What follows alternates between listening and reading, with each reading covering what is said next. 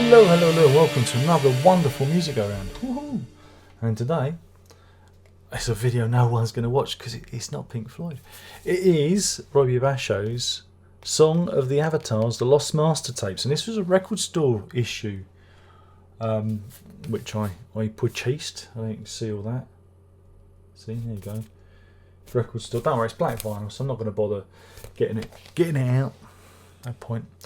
It contains seven tracks, and there's a variety of material there. Robbie Basho. He's one of the world's forgotten and lost artists. A completely unique player. I mean, again, how do you describe it? Folk, country. I don't know. He's just over there. His music is ethereal, and again, it does tap into folk and country, but also the indigenous culture of the American people, of the indigenous people. So yeah, I mean, and there's also this spirituality that runs through it as well. He's a complex character. Again, he's a fella that, I mean, I did a review of the documentary that was out about him, which was fascinating. But again, he was a bit of a mysterious fellow. He was he was the same label as Leo Kottke and Fay. I was getting his name, John Fay. That's it. He was on that circuit, but again, I suppose he's a bit different to them. I come across him accidentally. I think it was suggested to me on YouTube. I think it popped up, a track from his Visions of the Country album, and I was kind of entranced by it. The problem is a lot of his music is unavailable, especially in the UK. It's hard to get his stuff, and I'm trying to buy more of his vinyls because there have been some reissues and represses out there, and I'm trying to get them, but his old stuff can be a little bit expensive, but and it's not available on streaming, so it's a bit of a tricky one. There's stuff on YouTube, illegal stuff on YouTube that you can check out, and again, he's a fascinating character. But there's this big box set coming out in December called Songs of the Avatars. I think it's a 5 CD box set because he left an archive. He left an archive of tapes, and that's what these songs are taken from. It's taken from that archive. It was literally a box of tapes that he handed over when he died. He died in 1986. A chiropractor ruptured one of his arteries in his neck by doing one of those neck clicks, and killed him. And yeah, that's it. Oh, now I've gone all bright because the sun's come out. Oh man, you can't just get it right these days. Good job, I can fiddle with the camera live, and you guys won't even notice. You won't. This is professionalism, isn't it? I use sunlight, and then there's a cloud coming, and that'll go over. Anyway, I picked this up on Record Store Day because I didn't know it was going to be part of it. I was ignorant, and I don't follow these things too clearly. And I got a copy, and I'm really pleased with it because I listened to it, and it is marvellous because again it shows you his instrumental side. He does instrumental guitar music, so if you like 12-string guitar, fingerstyle, you're going to love it. He sings. He has the most amazing voice, and when you hear him sing, you go, so many other people have borrowed his style. There are a couple of artists, and oh god, I've forgotten the name.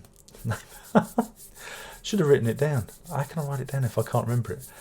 But there's one singer, and I can't remember their name, who is basically copied Robbie Basho's singing style.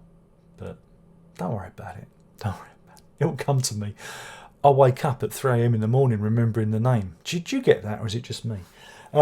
So yeah, I think it's a nice flavour of the box set. And reading the liner notes on the back, the fellow who produced it, he's the guy that produced the documentary, Liam Barker.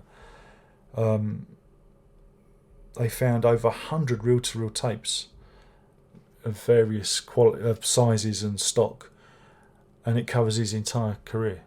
These are again, they're not sure exactly the sources, it's demos and whatnot.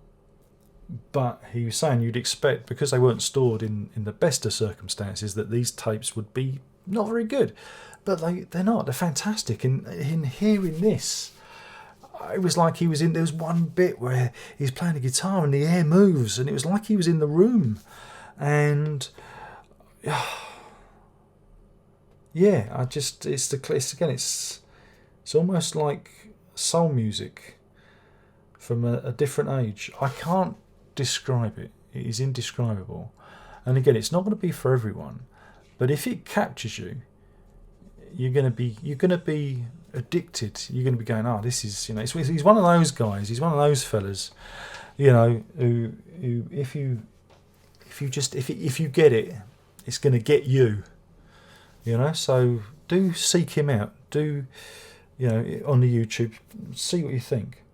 And again, he's not just a singer, songwriter, folk. He does these amazing, like I say, instrumental guitar pieces as well, classical. He's the talent there was, well, he's genius. I don't use that word very often, but this fellow was a genius, and that's why it's sad that he's not here, and that's why it's good that Liam Barker and everyone else involved in this is pushing so hard to get him out there. But it is hard. I mean, again, I think that album sold out now. I don't know how many copies were pressed, but I jumped in quick on it because I knew it would be hard to find. Again, his stuff is hard to find, and that's the shame of it. But I imagine there'll be, a few dogged individuals who are, like I say, addicted. And I'd like to get you addicted too. I'm your dealer, man. Can I interest you in some Robbie Basho? Robbie Bash, that's what we want, But yeah, like I said, he went in 1986. And just now we're getting more of his stuff. And I might even get this box set that's coming out. Again, I don't know the details of it. I only found out via this record because, yeah, you know what I'm like. But yeah, so do search. Do search. It is worthwhile. Trust me, he's a good one. And like I said, it's the most ethereal, spiritual, uplifting. Well, when he sings, it's just it is transcendental, and his guitar playing is he's one of those players. When I listen to him, I think I shouldn't even bother. And that's the wonder of the guitar, because you can be a rudimentary guitarist, and then you can have these geniuses, and it's the shame of his early demise that, I didn't know until I watched the documentary. You don't know all these details. So yeah, also seek out the documentary as well. I did do a review of that. Maybe I'll link it. Maybe there'll be a link at the end. Maybe. But I've got to give this a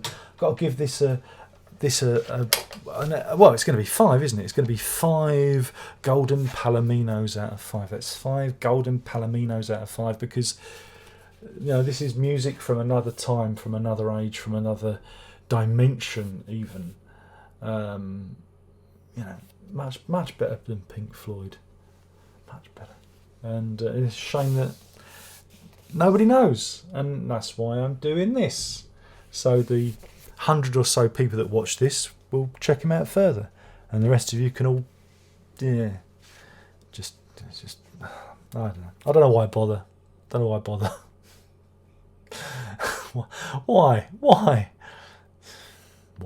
They're so picky, these people, so picky. They're not progressive. They don't want their minds opened. You guys do. You guys who watch this do, and I respect that, and I'm glad you're here for the ride. But the rest of them, the rest of the so-called followers and subscribers, well, they can all do one.